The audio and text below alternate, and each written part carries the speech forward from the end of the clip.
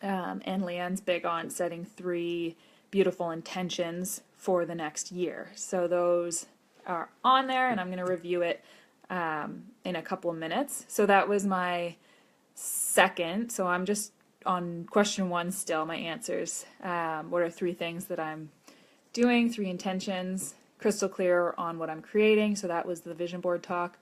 And then the last one I love. So it's not letting the opinions of others distract me from my dreams.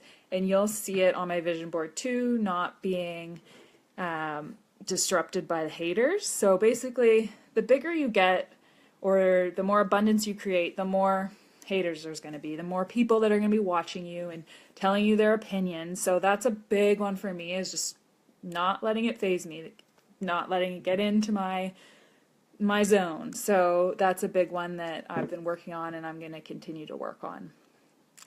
So figuring out my 4 pillars and my values, I'm sure just like myself, you guys could list off more than 4. So I narrowed mine down to freedom, community, health, and wealth. And what was the other one? I had one more that I really wanted to put in there. Autonomy. Didn't make the cut, I guess. So you can have more than 4, but for the purpose of this, we're just picking 4. Mine were freedom, community, health, and wealth. And then, why do you wake up in the morning? This heavily loaded question, number 3. So I created my why statement from the guidance in chapter 2 from Leanne, and this is it here. I wake up in the morning to live in alignment with my values each and every day, which will ensure I am living in alignment, showing up fully in this world as the best version of myself. I show up in this world to educate and inspire others to become the best versions of themselves. I am inspired to lead by example and live in an authentic way, prioritizing self, calmness, and family each and every day. Abundance allows me to live fully and optimally and lead by example to serve others while living my honest and authentic existence. Loaded. Love it. So that's mine, and I just keep reading that day and day and day. I love it. It's similar to what helped me get into the mindset to write that was I have a letter to myself that I wrote in June. So I did this in my goal setting workshop, is you write a letter to yourself 1 year. Where would you want to be 1 year from now? Ideally, your ideal life. So I read that first, and then I wrote my why statement.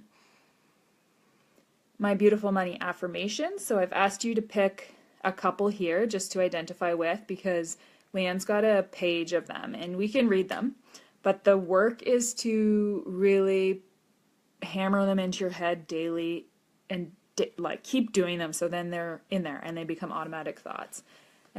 So the 3 that I picked are, number 1, I soar to my success by helping everyone around me soar to their success.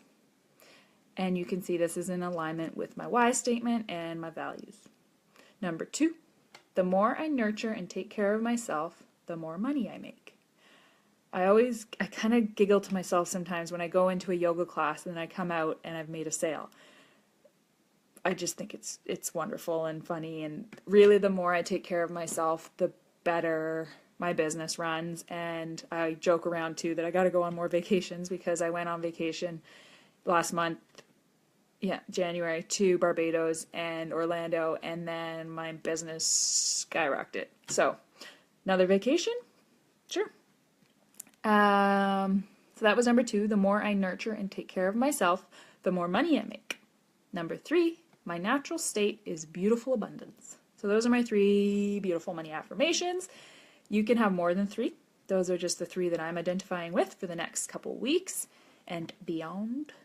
And then number 5, Leanne's given us some confidence-raising activities in the book, and the ones that I'm committing to are talking to myself, so affirmations in the mirror, on Facebook Live, and then strengthen my core. When we physically strengthen our core, it makes our posture better, we stand up taller. Our posture has a direct link on how we feel about ourselves and show up in this world.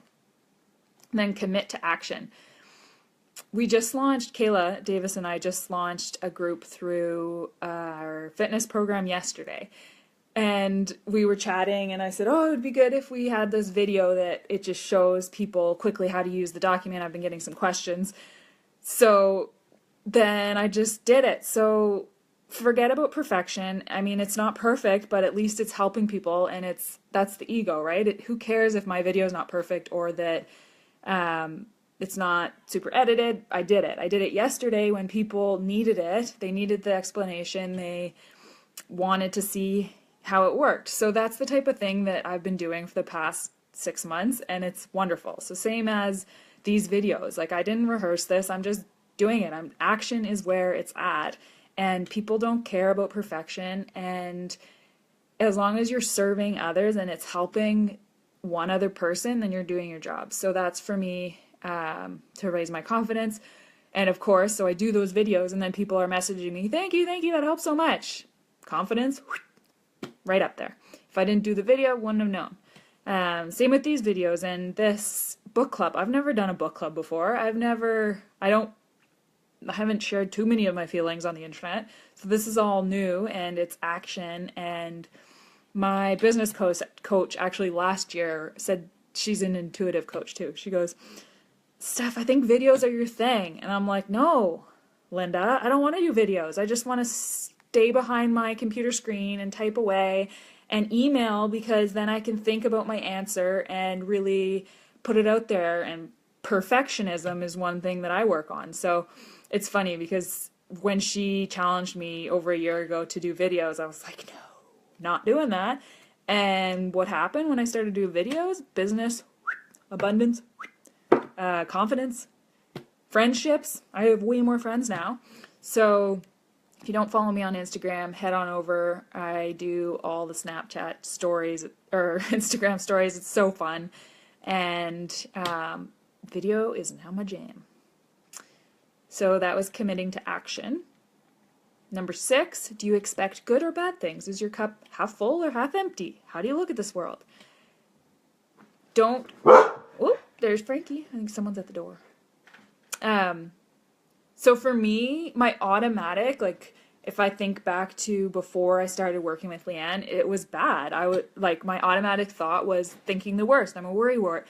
Oh, it's snowing, better not drive. And I just was the worst. And it's okay. That's who I was. So I've worked really hard on seeing things for the better. And that's not to be naive. It's still good to have proper boundaries up. And there's Frankie. And it's not saying that, go out in an alleyway and you're, as a young woman, and you're going to be safe because only butterflies and rainbows. It's more looking at the situation, and if you see yourself thinking the worst, to reframe